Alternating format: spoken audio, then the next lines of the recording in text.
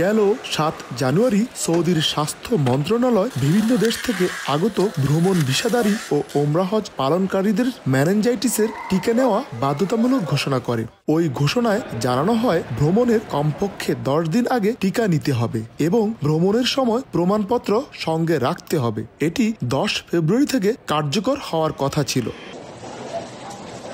তবে বৃহস্পতিবার সৌদি স্বাস্থ্য মন্ত্রণালয়ের বরাতে বিভিন্ন আন্তর্জাতিক এয়ারলাইন্স জানায় এখন থেকে মেনিনজাইটিস ভ্যাকসিনের শরত ছাড়াই সৌদি আরব ভ্রমণ করা যাবে।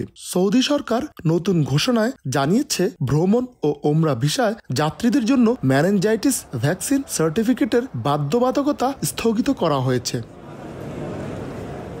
এই ঘোষণার পরপরই বিভিন্ন এয়ারলাইন্স কর্তৃপক্ষও তাদের যাত্রীদের জানিয়ে দিয়েছে এখন থেকে মেনিনজাইটিস টিকা ছাড়াই সৌদি আরব যাওয়া যাবে। তবে ভ্রমণের আগে সবশেষ নির্দেশনা সম্পর্কে সংশ্লিষ্ট কর্তৃপক্ষের সঙ্গে যাত্রীদের যোগাযোগ রাখার পরামর্শ দেওয়া হয়। আরিফুর রহমান, সময় সংবাদ, সৌদি আরব।